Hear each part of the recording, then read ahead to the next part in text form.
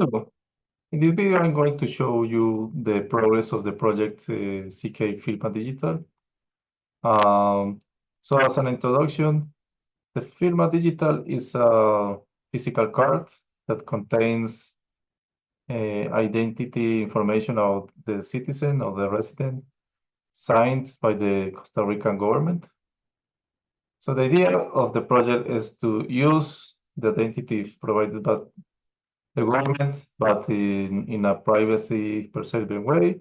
So that's why we are going to use zero knowledge proofs, or we are already using those to extract the identity information of the person and then provide it and to prove the identity in a anonymous way.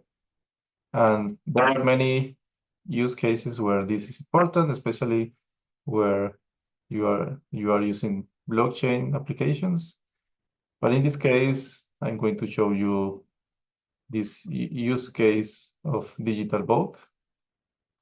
So here is the landing page of the project, and where we explain a little bit of the project and the features and how it works. And here you can go to the actual digital vote page. So first of all, there is an initial page where the person has to identify using MetaMask. So we first give the MetaMask password. And then with the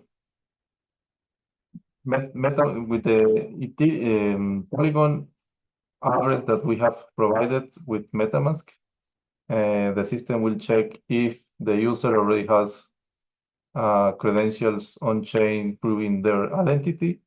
See, since in this case there is no identity information associated with that Polygon address, so we need to create a new one.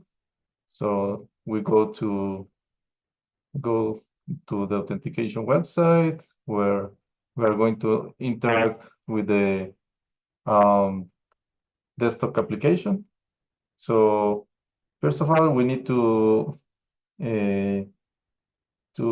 connect the physical Firma digital card to the USB slot in the PC, and that's why we need a desktop application.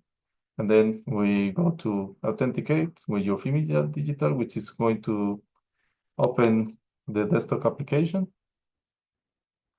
So this is the desktop application developed in Python. So first of all, we need to check that the address that we are providing is the correct one. So it seems the case. And then we need to provide the PIN for the smart card. And then we go to validate user authentication.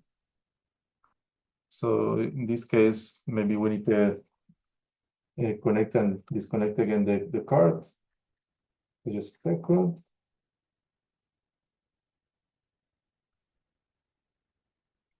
And we try again, and yeah, this time we get information from the card, which is my own card.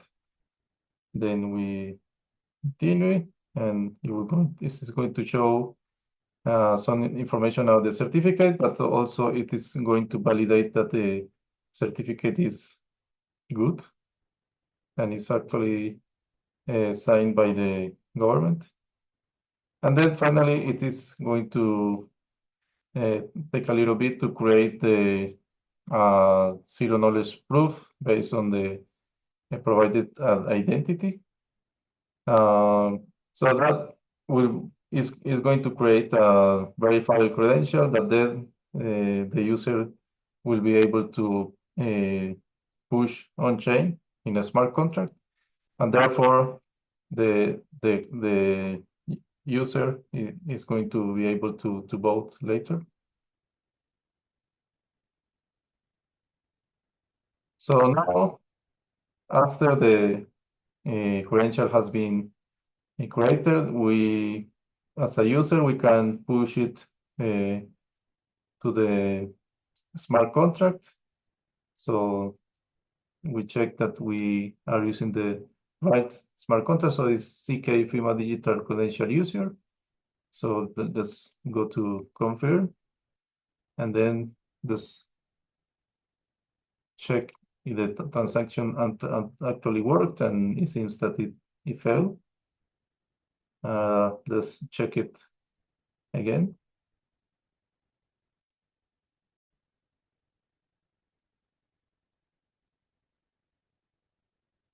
So again, we try to push the created credential to the smart contract. So we go again to authentication. This time I don't have to do it, the process creation again.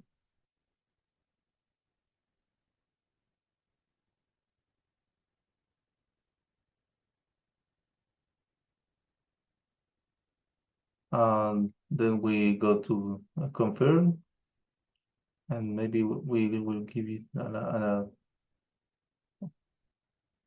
receipt fee.